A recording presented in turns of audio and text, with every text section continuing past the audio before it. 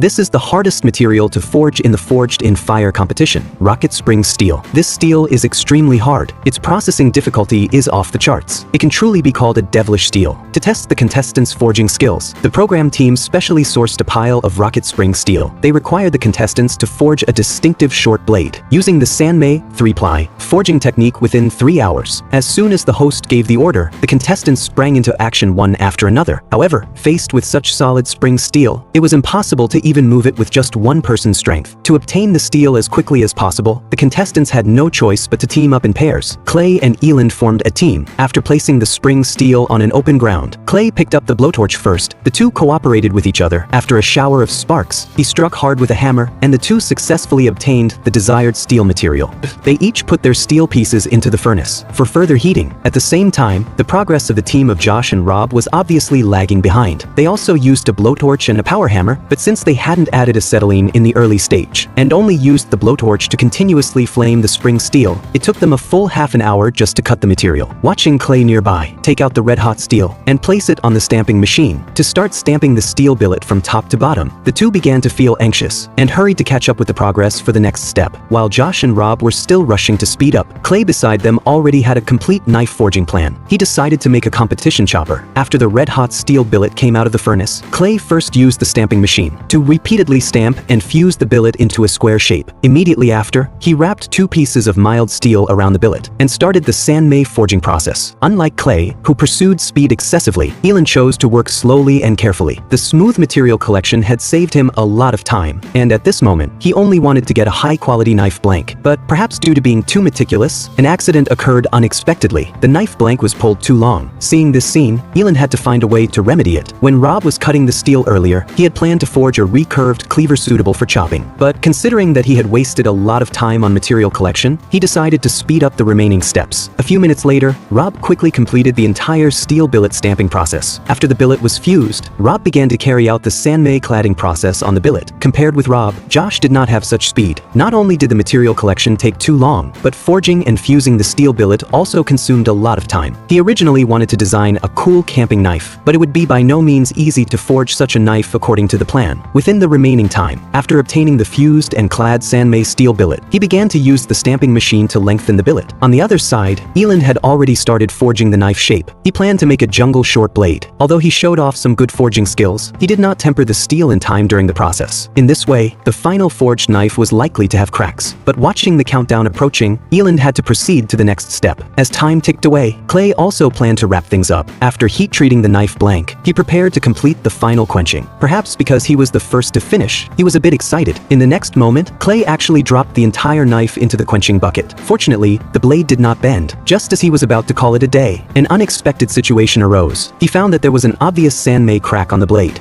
The other 3 contestants also successively completed quenching. What kind of works will the contestants bring? Who will be the first to regretfully be eliminated? Let's wait and see. This is the most surprising flop moment in Forged in Fire. With one strike, the blade fell apart completely. The top-tier championship final suddenly turned into a farce. To boost the show's appeal, the host specially invited 3 champion contestants to take part in a real-life ultimate challenge. They were required to stack 50 layers of Damascus steel within 5 hours and forge a unique short blade. In addition to the blade, the rounded pommel of the handle and the guard, all being made of stacked Damascus steel, the steel billets for the 3 components also had to be forged separately. As the countdown officially began, the 3 contestants got to work one after another. After receiving the steel, Jamie didn't start forging in a hurry. Instead, he first conducted a careful inspection of the steel. His plan was to stack 20 layers first, then overlap and stack the resulting new steel billets, thereby obtaining 60 layers of Damascus steel. After performing initial heat treatment on the steel billet, Jamie directly used a power hammer to start fusing the steel billet. During continuous hammering at a 45-degree angle, the fused steel billet actually started to delaminate. This left Jamie somewhat shocked. However, to avoid disrupting the subsequent process, Jamie didn't hesitate at all. He immediately fired up the angle grinder, and amid flying sparks, he easily removed the delaminate layers. On the other side, Joshua also decided to first stack 20 initial layers, then carry out multi-layer fusion and stacking. But what made him more experimental than Jamie was his decision to show off a triple twisted steel cladding technique. Considering the tight schedule, Joshua decided to make the steel billets needed for all 3 components at the same time. After finishing the heating of the steel billets, Joshua first used a press to forge weld the billets vertically, then optimized them through horizontal forge welding, and afterwards used a power hammer for continuous hammering and fusion. Unlike the previous 2 contestants, the experienced Mike appeared much more cautious. He didn't start forging first. Instead, through precise calculations, calculations and a design sketch, he estimated the time required for each forging step. Faced with a tight schedule, he finally decided to forge the 3 steel billets simultaneously. After heating the 3 pieces of Damascus steel, he used a combination of a press and a power hammer for forge welding, and even took the time to make timely adjustments with a hand hammer at critical moments. His skillful operation speed and well-judged forging force soon got him to the second stacking stage. Meanwhile, Joshua also started to elongate the steel billet. Once the billet took shape, he resolutely used the press to cut it. Right after that came one of the most spectacular skill-displaying moments of the competition, twisting the Damascus steel. Under Joshua's manipulation, beautiful spiral patterns began to appear on the red-hot steel billet. He still needed to carry out a second stacking process to get the ideal steel billet. As time ticked away minute by minute, Jamie's blade blank was also basically formed. In order to win the judges' praise, he even specially ground double-sided trapezoidal reverse patterns on the blade blank. As for Mike beside him, he had not yet finished making his blade blank. Fortunately, he had completed the handle pommel and guard in advance. Next, he only needed to grind and finish the blade. The most anxious one at the moment was Joshua, who had just obtained his steel billet. Although his earlier move of twisting the Damascus steel was extremely impressive, his progress was now clearly lagging behind. Watching the countdown on the wall and seeing Mike and Jamie successively finish quenching their blades nearby, he had no choice but to speed up. With only 1 hour left, Mike started assembling the entire blade. He first used a drill to make a hole in the guard, then used a file to adjust the details, and afterwards began making the handle. The next moment, the blade blank Joshua had long been looking forward to finally came out of the forge. But without taking time to check the quality of the blade blank, he directly completed the quenching process. Although he had not yet finished the guard and handle pommel, Joshua was clearly very confident in his blade. He couldn't help but start cheering on the competition floor. In sharp contrast to Joshua was Jamie, who had just made a mistake. The imitation ivory handle he had spent half an hour refining actually broke accidentally. Helplessly, he had to make a new handle from scratch. With only 10 minutes left in the competition, Mike suddenly had a new idea. He planned to carefully make a stacked handle. As the countdown was about to end, whether the 3 contestants could successfully finish their work within the specified time. Let's wait and see.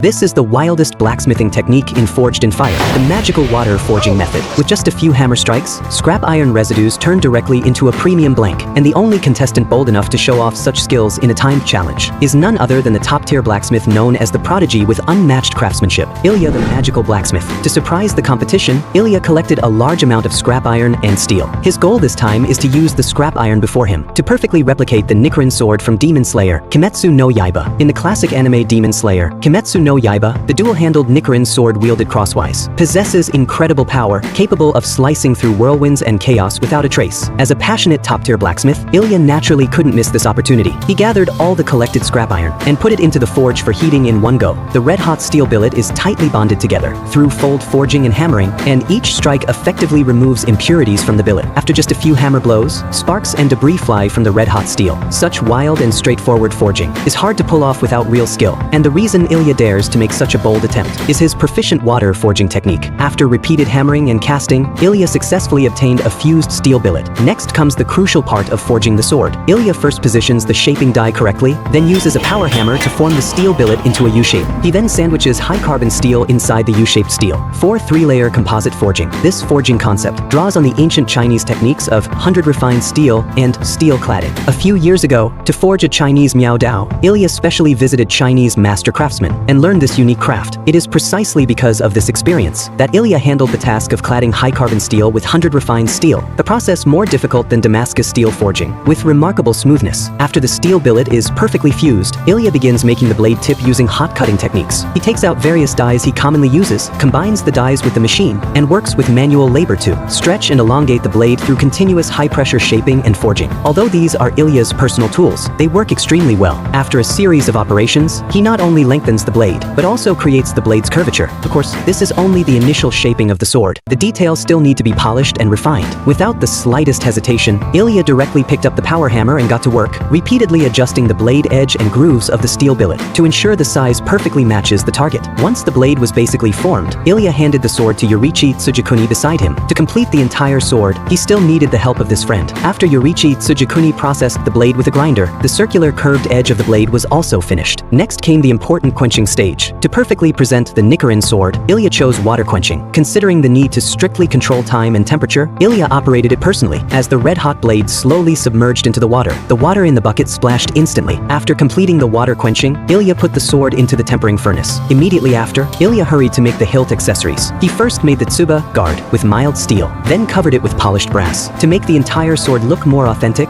Ilya fixed the selected brass with a machine and began to carve carefully. Finally, he covered the outer layer of the hilt with green mother of pearl and decorated it with Japanese-style wrapping. On the other side, Yurichi Tsujikuni didn't stop either. To achieve the perfect effect from the anime, after taking the blade out of the tempering furnace, he took turns using grinding tools to process the blade details. After a round of polishing, the 100 refined steel patterns on the blade looked delicate and unique. After perfectly combining the hilt and the blade, Ilya also engraved characters on the blade, a special mark from Demon Slayer, Kimetsu no Yaiba. This sword, which carries Ilya's passionate hero dream, looks extremely handsome. In the upcoming strength test, how will this sword perform? Let's wait and see.